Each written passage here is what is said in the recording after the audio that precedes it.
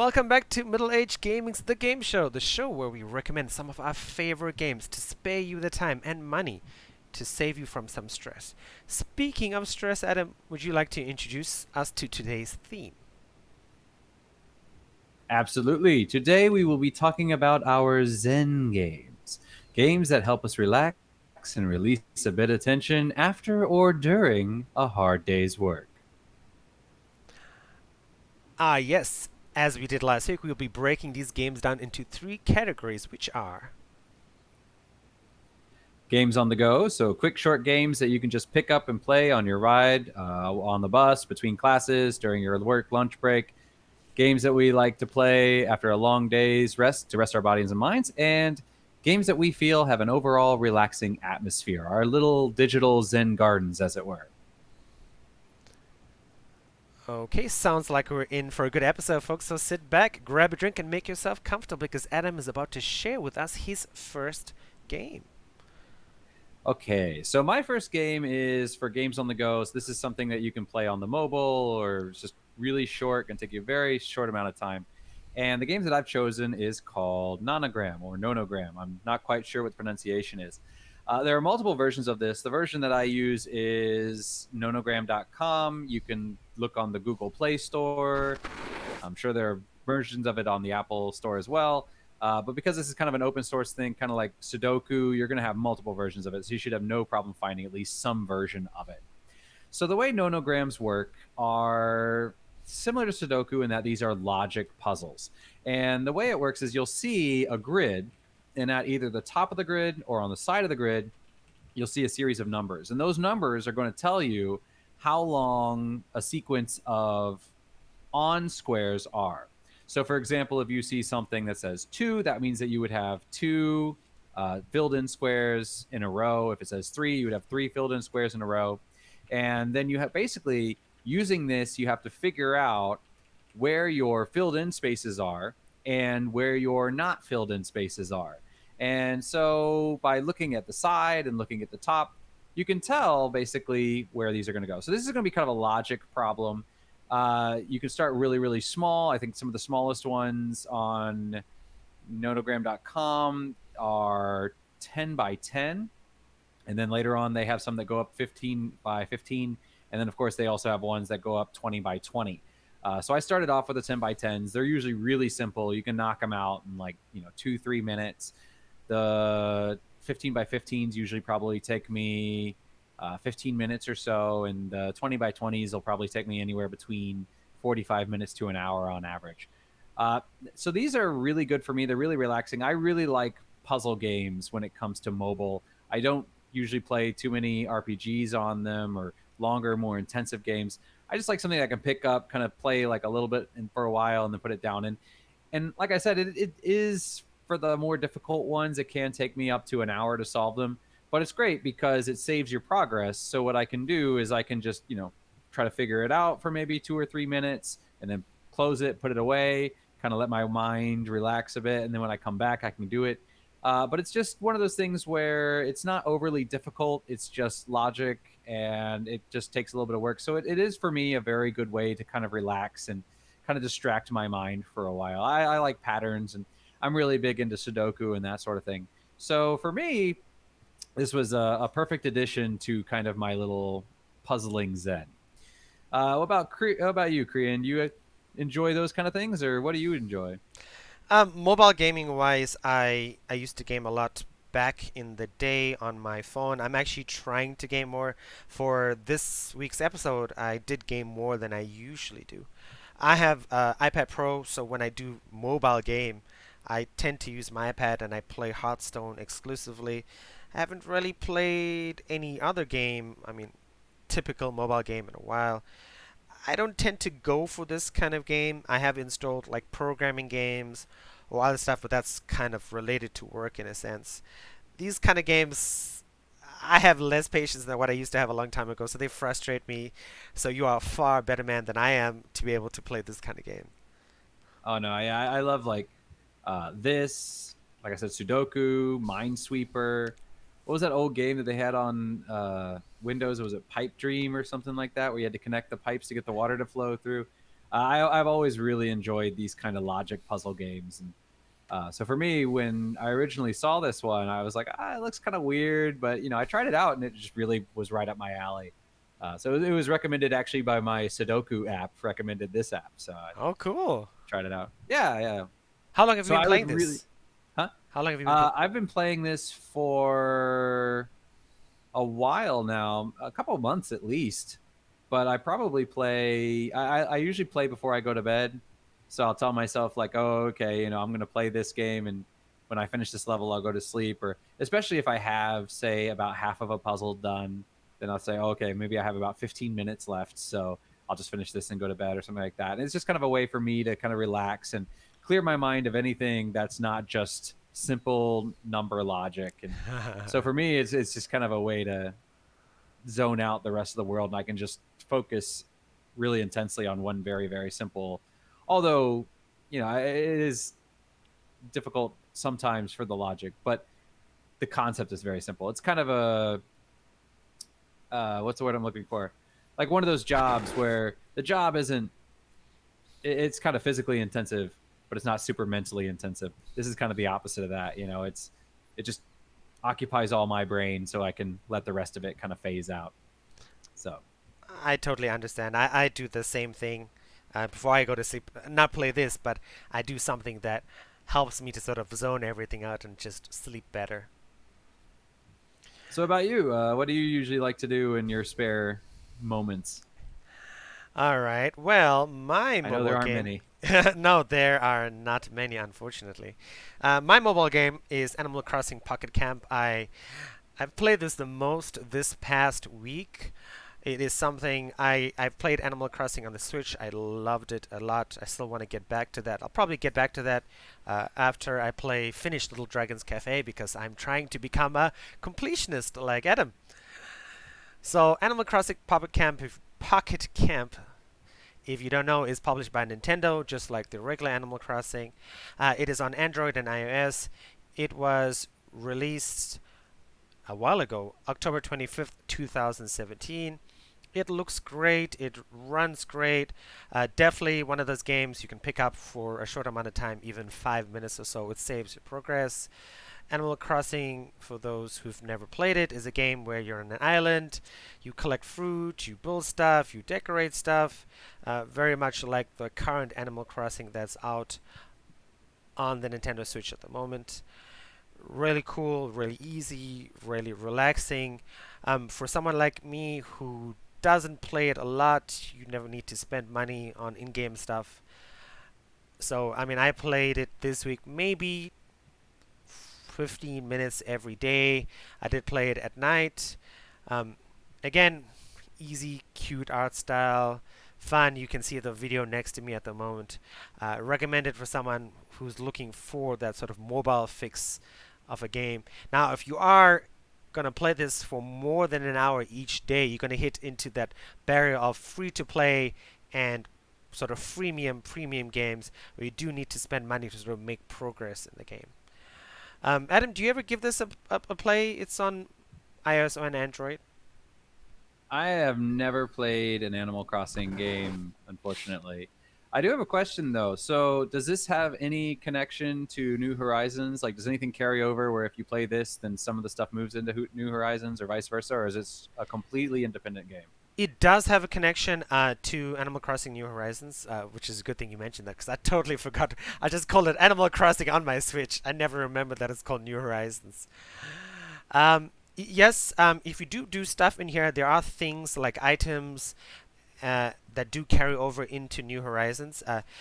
If you've linked your Pocket Camp to your New Horizons, things do cross over.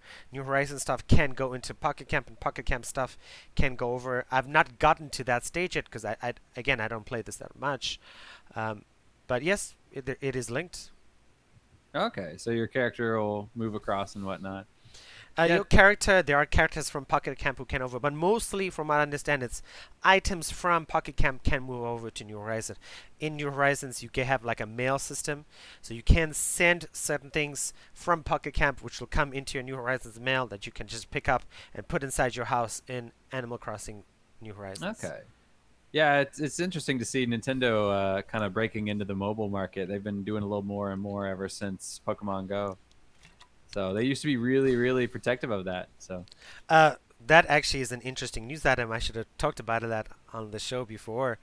Apparently, Nintendo's done with mobile releases. They feel like it hasn't produced the results they would have liked. So, moving forward, we're probably going to be getting less Nintendo mobile releases. oh well, glad I mentioned it then. Yes, yes, yes. I mean, that's kind of good. A lot of people, while the casual people like me, they've liked it.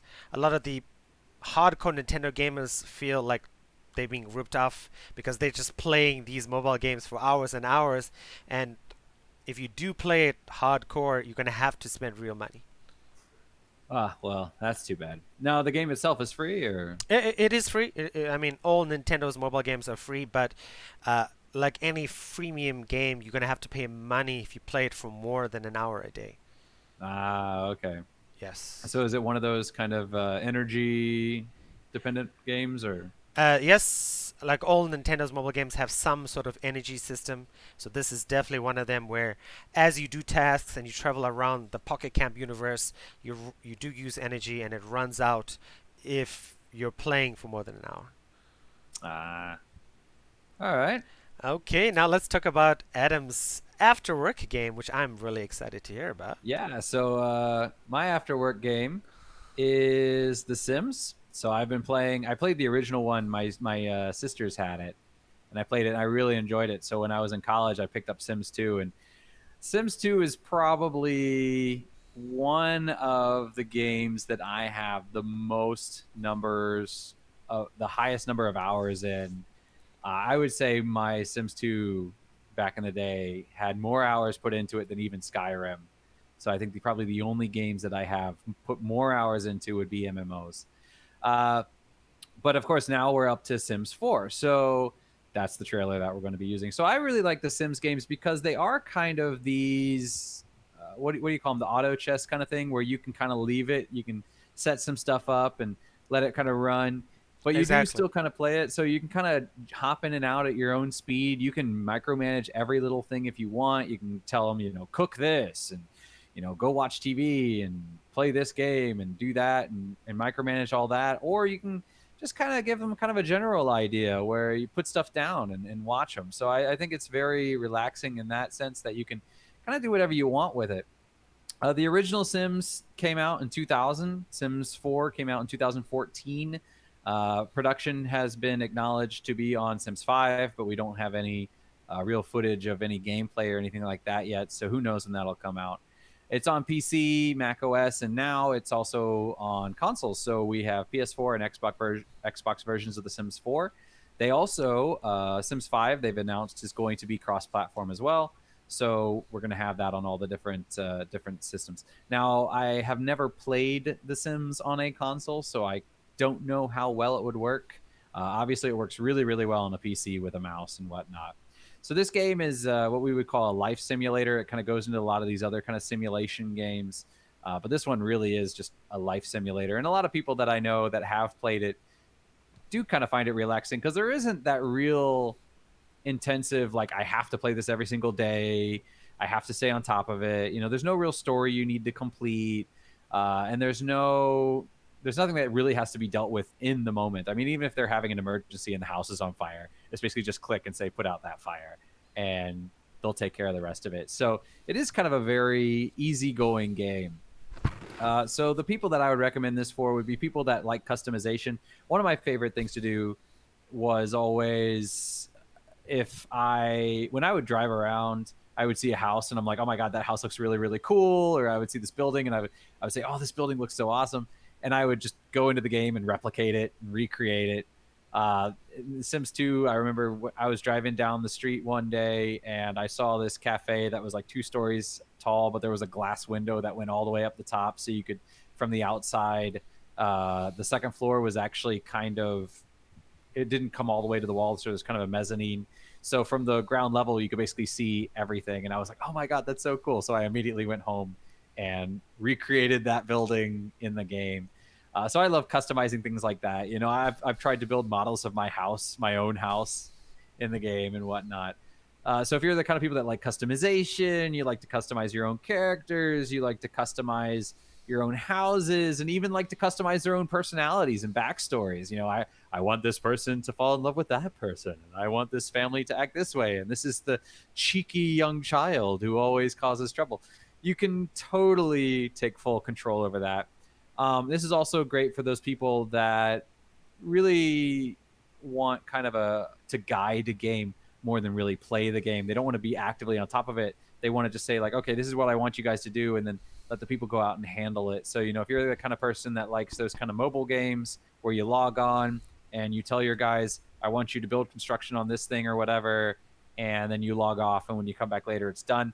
This is the kind of game that can be playing actively in the background. You can kind of queue up some things you want for them to do, and then let them play it while you kind of relax and take it easy. So I really enjoyed this franchise, but I haven't played it in a while. Nice. What was your favorite aspect of the franchise? My favorite was probably just the customization, building the buildings and stuff like that. Just kind of creating, especially I don't know. I'm when I was little, I always kind of considered should I go into architecture, so this is kind of a architecture light amateur kind of thing where you can do some really fun stuff with it and build some really kind of crazy looking houses. And it's kind of fun to imagine like, oh, if I could build my own dream house, what would I make it look like? And the ability to do that for me was really appealing. I'm actually going to add this to my Steam list now that I think about it. I'd love to play this kind of relaxing game on the PC. You said, The Sims 5 will probably be coming out.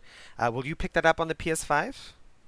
Now I have Sims 4 on PS5 only because it was PS Plus free 1 week, Oh, okay, or one okay. month. So I have it. I've never actually played it though. I think they also offered it free on the PC at one point where they were doing a special. I think it was like the 20th anniversary of The Sims or something like that. So they were offering it for free for a month. So I think I have to double check, but I think I have it free on the PC as well. I Nice. definitely enjoyed playing it more on the PC because it just seems like one of those games that's designed to be played not necessarily with a keyboard, but with a mouse. Yes. So I don't know how well that would work with a controller. I probably should at some point just get out Sims 4 on the PS4 and just test it out to see how it works. If the form factor works really, really well, I might consider it on PS4.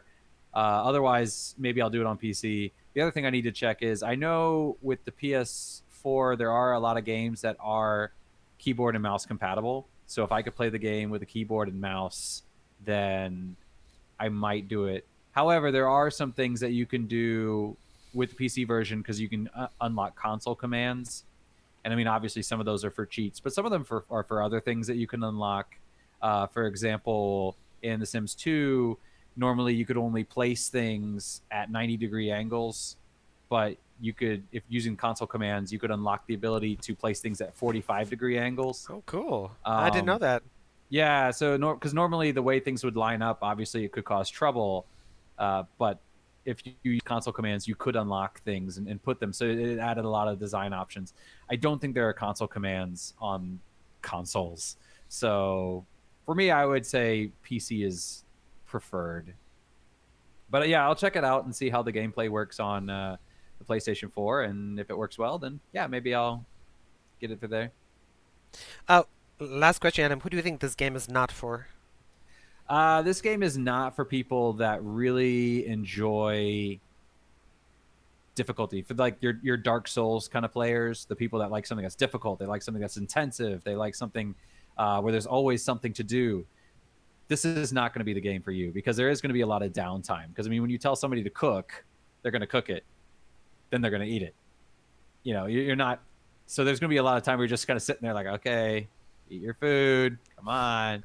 So definitely not for your very intensive people that really enjoy that adrenaline rush. You're not going to get that from this. Okay. Okay. Then I'm gonna move on to my after work game. All right, ladies and gentlemen, my after work game is Civilization 6. This is Sid Meier's Civilization 6, published by Firaxis or 2K Games, published on October 25th, 2016. It is on all platforms at the moment, including the Nintendo Switch. It's also on iPad as well. Also on Android tablets as well. A really cool game. I played the first Civilization. Was one of my first turn-based strategy games going back to the 80s. Yes. And Civilization was the first time I realized, oh, I love that whole sort of god complex megalomaniac game. It is a game that where you start your own civilization. There are tons of them right now, especially in 6, and you start all the way back in the BC days, go all the way into the future, and there's loads of conditions to win: culture, military. There's a science victory as well. You can create your own custom maps, custom conditions for winning the game. This is multiplayer as well. You can play this PBEM, which is a play by email as well, which is kind of cool, like an asynchronous way, which takes like months for people to finish games, but some people do that. It's a game for somebody who likes strategy, who likes the idea of empire building. It's definitely not for somebody who likes action games or who likes a game that can be played in a short time, because most Civilization games take at least 40 hours plus. I played this when it came out. Coincidentally, this is one of the last games that I pre-ordered, and I played this and I got totally beat down by the Chinese, and I'm like, nope, nope, nope, not gonna play this again. This is one of those games I wanted to get back to. So pick this up now. It's on sale. Whatever platform you like to play it on, it runs great on my iPad Pro. It runs pretty good on the Switch. I've heard in docked mode it does not run great in handheld. Definitely a cool game for those of you looking for something relaxing, because again, there's combat itself is very low key. The strategy elements are very low key. It's one of those games you can save scum as well, which I've talked about in a previous episode. So if you want to try something like invading the Persians, you can invade the Persians and see, actually, did your strategy work out? If it didn't work out, just reload your other game. So I like this. This is one of those games that I'd love to play after work at some point when I am free. Adam, have you ever played a Civilization game? Actually, Civ 6 was my first Civilization game. No way! Yeah, it was my first one. It's also one of my first. What are these games called? The not D6. Uh, these kind of hexagon kind of map games. I forget what they're called. There's probably a term that you've heard of that I've never heard of. Oh, okay, well, yeah, there's a term for these kind of hexagon-based games. But yeah, this was pretty much one of my first of those, and it was definitely my first Civ game. So, but yeah, I really enjoyed it. It does take a very long time, though. I was playing with my friend and his brother, and it would be one of those things where we would play, maybe 2 hours every week, and it took us 2 months, I think, just to play a single round.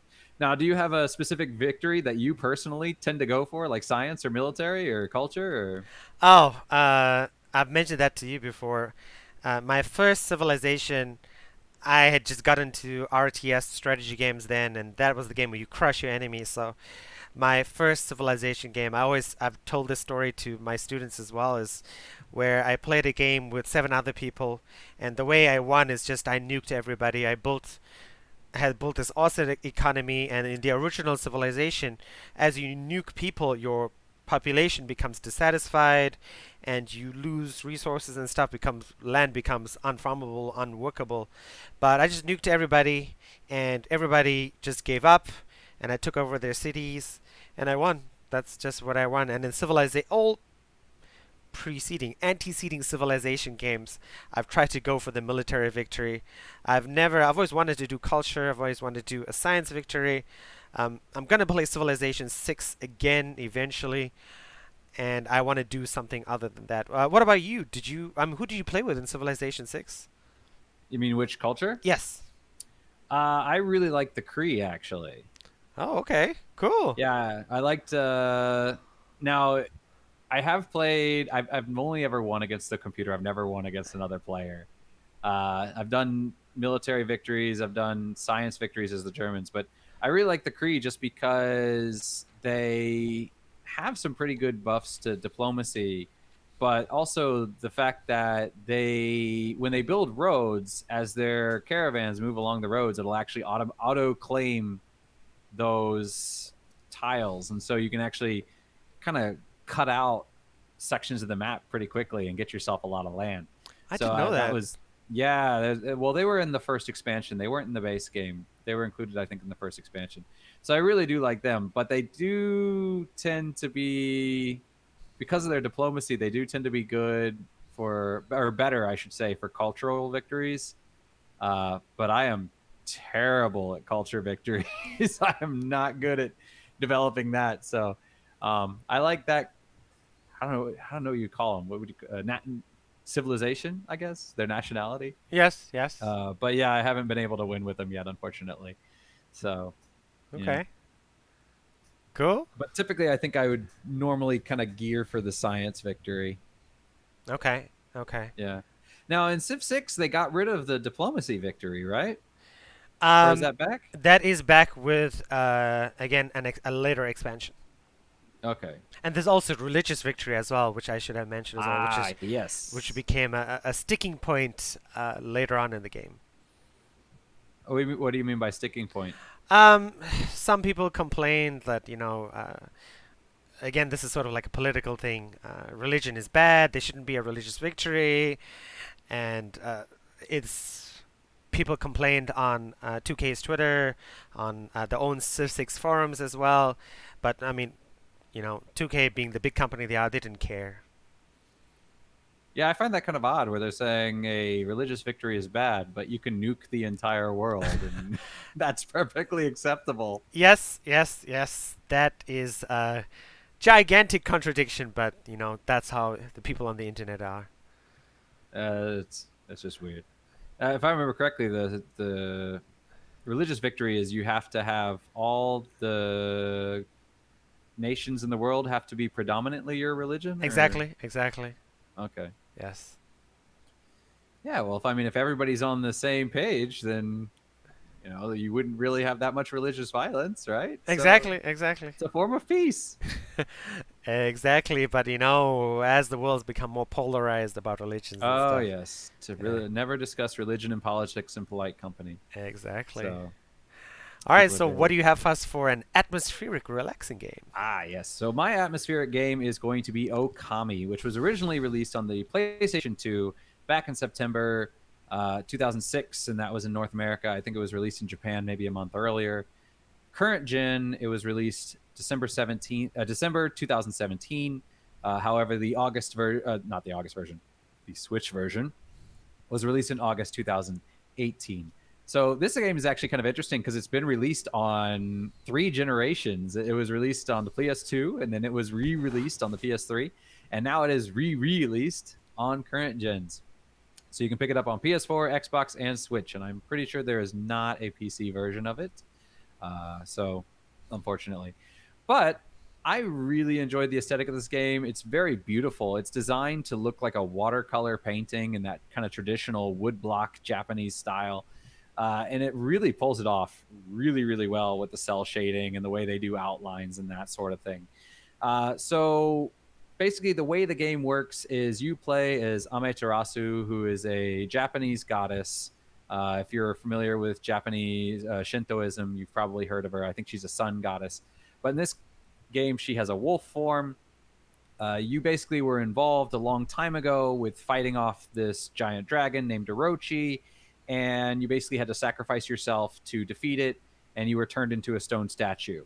And now in the present, Orochi is reawakening, and because of that, you've also had to reawaken him to fight him, but you've lost all of your power as a god. So basically, what you have to do is you have to go through the world, kind of performing miracles in a way that are going to get people to believe in you again to get your powers back and unlock what's called the celestial brush, which basically means that you take your tail, dip it into magic ink, and you can paint on the world to create whatever you need. You can make the sun rise, or you can make the moon come out, or you can make wind or fire or ice, or basically any kind of magic just by painting it in the world, which is a really, really cool thing. And it really adds to this kind of watercolor aesthetic. So the reason I like it is because of how it looks, but also the music in it is very well done. And there's a lot of times where you kind of, it's designed to kind of have that Zen garden kind of, thing. So a lot of the music are kind of these really soft kind of Japanese, what do you call it, the wood flute, the Japanese flute, or kind of their string instruments or that sort of thing, and it's usually really subdued. So because of that, it's just the kind of game where you sit and you can really just kind of hit, hold slightly on the left analog stick and just slowly pan around listening to the music. And I'll do this, and it just feels really, really great. So for the kind of game that this is for, though, is actually not people who enjoy relaxing games. There are definitely relaxing elements in it, but it is not a relaxing game per se. It's actually closer to old school Legend of Zeldas, where you're trying to unlock certain things. Like, for instance, in the Legend of Zelda, you would want the hook shot, and the hook shot's going to let you jump across this chasm, or you need the flippers so you can swim in water. Okami's going to be very much the same thing, where you're unlocking different brush strokes. So, the first one you unlock is a slash, where you can cut enemies in half when they're weak. Or you can unlock the moon, so you can bring out the moon. And for certain parts of the game, maybe you need a moonbeam to activate this panel. So if it's daytime, you can bring the moon out, or you can, swipe over trees to make the trees blossom and stuff like that, which will open up a gate. So it's kind of this old school puzzle slash action RPG game. So if you like those kind of games, Legends of Zelda, Alundra, that sort of thing, this is really a game that you're going to really, really enjoy, I think. All right, I've got lots of questions because I mean you've told me about this before while we were at work, and it's on my artificially created Switch list Okay. to buy list. My question is, how difficult is it? Because you said like Legend of Zelda, and immediately that paused my heart a second because I tried Breath of the Wild as a must-play Switch game, and it was good, but there were lots of points where I had to Google stuff, and I hate doing that. I hate when I game as my age and my sort of mental perspective at the moment is I just want to game without having to Google stuff, without having to think too hard and just play a game. As far as the main game goes, you shouldn't have too much trouble. Things are usually fairly obvious. There are some puzzles that if you want to unlock some extra things, for example, if you can get, I think they're called some kind of token or something, and you can use those to upgrade, the number of ink pots you have or that sort of thing. Those are going to be some of the more difficult puzzles. The game itself is not overly difficult. Some of the boss fights might not be obvious at first. For example, there's a boss fight where you have to knock her down and then connect a line from a hook to her body, and it kind of like hangs her up or whatever, and then you can kind of wail on her. But usually they're going to be able to kind of give you hints to lead you in the right direction. And most of the time they won't even have to, because it'd be the kind of thing where you see maybe a wall of ice and there's kind of a brazier next to it with fire, and you know that I have to bring the fire over to the ice to melt that ice. So it's going to be pretty obvious that I use either this skill or I don't have a skill that's going to do this. Obviously, I'm going to have to go somewhere else, unlock that skill, and then come back and do that. So it should be pretty self-explanatory for the most part. Okay. Yeah. Okay. Do you know, is there a second Okami coming out or? There is, okay, so there's a second-ish Okami. It's called Okami Den. It came out on the NDS. It's kind of a spiritual successor. You play as basically the child of Amaterasu, and you are going through your adventures, and you're facing off against the children of all the bosses, and you're meeting the children of all the other characters in the game. So it's kind of a kid version of Okami. But actually, the guy who originally created Okami, and if you remember back in E3 last year, for Ghostwire, they had a Japanese woman. I can't remember their name off the top of my head, but she came out and kind of became internet famous for kind of her personality and the posing she would do. She was also involved with Okami, the original Okami. So her and the guy who was, I believe, the director have both come out and said that together they want to create a true sequel to Okami. And it definitely, the way it ended, it did open itself up for a sequel. Unfortunately, the company that made it, Clover, they went under shortly after making it. They made Okami, and then they made Beautiful Joe, and then they went under. And that's why there was no sequel made for a long time, was because kind of the IP, who owned it, who could work with it. But there's definitely been a lot of talk by the people who worked on the original that they really, really want to make a second one, and they have plans to make a second one, in the sense that they don't have anything official right now, but they're saying we plan on doing this. So at some point in the future, hopefully, we will be getting one. Okay. Okay, that's cool. I'm definitely gonna keep that on my radar. Moving on to the last game. Alright, my atmospheric game is gonna be No Man's Sky Origins, which was just released October 9th, 2020. This is actually, of course, it is what it is a patch of the original No Man's Sky. Not really a patch, an update, where they've added procedural everything. If you watch the trailer, they'll say, "Oh, procedurally atoms." No Man's Sky was a game that came out 4 or 5 years ago by Hello Games. It promised procedurally generated worlds, animal life, insects, sort of like the well, how I imagine it anyway is like the idea of Star Trek going where no man has gone before. And I pre-ordered this as well, which was it wasn't really a disappointment when the game came out. I was like, oh, this is cool, this is fun, but it didn't really like keep me hooked. My younger brother played this on Xbox Game Pass on the PC, of course, and he really liked it. He said it's come a long way, and if you bought this originally, all this stuff is basically free. All this extra content, they've added so much. Ships, people, races you can meet. They've actually made it procedural so that every time you play the game, it is different. And things, if you look at the trailer, you meet like space jellyfish, which is a thing that happened in Star Trek before.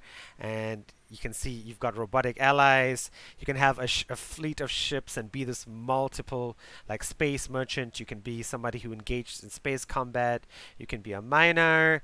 You can role play a Star Trek captain and have your own crew and stuff. It's multiplayer as well, which is kind of really awesome now. Um, Absolutely fantastic. Looks great. Runs in 4K. Very well optimized. This is definitely one of those games where there's atmosphere, there's story. You can play it in sandbox mode and just skip the story if you want to just explore stuff. Highly recommend it. Now, this is not for one of those games where if you're a person who's never played a space game, this is not for you. If you're a person who likes a space game or you bought No Man's Sky and you haven't played it in 5 years, give it a go. Again, this is on my list of games to play again. I'm gonna install it again at some point and do the whole spaceship captain exploring new universes. I remember playing this originally when it came out, and in the original game, you'd go to a universe and you'd scan stuff, and as you scan stuff, you get money for scanning it because it goes into the sort of universal database. As you find new things, as you mine elements, and you can trade for stuff and earn money and buy better ships. My brother even got like a little battle cruiser and stuff that he used to go around to universes and totally wipe people off the face of the planet. That was his thing. It's really cool, really fun. And Adam, did you ever play No Man's Sky? Actually, when it first came out, if I remember correctly, it was originally a PlayStation timed exclusive. I don't remember. Maybe it wasn't. But yeah, when it first came out, I was debating, and my friends we were debating, and back then they said, "Oh, it's multiplayer," and actually people didn't find out it wasn't multiplayer until after it came out. Yes. When two streamers basically figured out that they were actually on the same planet at the same time, which would be almost impossible, but they did it and realized we're standing next to each other and we don't see each other. And then that's when it really came out, and it turned out that the game was not truly multiplayer. There was also a lot of people talking about how there are, I don't, what was the number that they threw out? Like 24 quintillion Something like that, games. yes. There's just a whole bunch of games, and people were talking about, oh my God, there's this many games in it. And if you really thought about it, really what it was is just take 1 gigabyte and figure out, if I have 1 gigabyte of data, how many numbers is that? With ones and zeros, how many combinations of numbers are there? And basically that's all it was. Is it's not that we have that many planets, it's that we have that many seeds, because we just have 1 gigabyte dedicated to every possible seed that you could have in there, and then each one would seed a planet. But a lot of the planets were very, very similar. But we ended up choosing to get it, and pretty much on release. And the reason for that was I was thinking maybe not until I actually read a review of somebody who was saying, I think it was a comment. I don't even think it was a review, but somebody commented that Minecraft on release was very bare bones, very basic, and look at what it has become. No Man's Sky is going to be that. No Man's Sky right now, early release, there's no way it's going to live up to expectations, but it has the potential to become something great. So you should get in on the ground floor. And when I read that, I was like, that makes a lot of sense. So I actually did buy it on release, and it was very basic on release, but and they got a lot of flack for that, and they definitely, people were very pissed off about it. But I think they've come a long way. I think they've actually, for the most part, basically delivered on almost everything they've promised at this point. So kudos to Hello Games for that. I mean, Definitely. most people, especially now, like I was talking about in the other podcast with buying it on release or not, live service games, a lot of them, when people don't jump on board, they die. But Hello Games was like, no, we are going to deliver this. And so I think they've really earned back they definitely earned back my respect. And I think if you had lost respect for them, you really should give it back, because most developers would not be putting in this effort. So, good job to them for this. And the fact that they made every update free is just Yes. amazing. So the fact that, maybe you didn't get the game that you bought on release, but you did get the game you bought, and you didn't have to pay an extra dime for it. So you did get the game you get. I think that's just a wonderful thing. And I also should say that this game, like you said, is great for the aesthetics. It can also be super intense sometimes. If you end up on a hostile planet with a toxic atmosphere, Yes. Yes. that can be the opposite of Zen. It's beautiful, but that can be super stressful. Totally, and that's the cool thing as well, is that if you do start off the game on a hostile planet, you just restart, and there you go. You can restart to your heart's content and find the planet that you want to start at. Oh yeah, I don't think you ever start on one, but I've definitely landed on planets and be like, okay, it's hostile, I'll survive. And then I end up too far from my ship, and it's like, oh no, I have to dig a tunnel and dig underground and hide No, and I've all done that. that fun stuff. But yeah, it's a lot of fun. Nice. I'm. This is another thing I'd love to stream at some point, but who knows when that will happen? I've got my little HDMI card over here to stream Swiss stuff. I've got to set that up at some point. Oh well, if they add crossplay, we can play together. Oh hell yeah. Okay, well, So yeah. that is about time. All the time we have for today. Did we miss any of your favorite games? If so, please leave us a comment. Anyway, you can find us at Gaming Aged on Twitter, Middle Age Gaming on Instagram, Middle Age Gaming 2020 on Facebook, or just email us directly at middleagegaming2020@gmail.com, and maybe we'll bring that up in a future episode. Absolutely. And as always, you can find links to all of today's games in the show notes, which can be found pretty much anywhere you're listening to us from. So check those out so you can share them with your friends. And while you're at it, feel free to drop our name as well so they can come in and leave comments as well.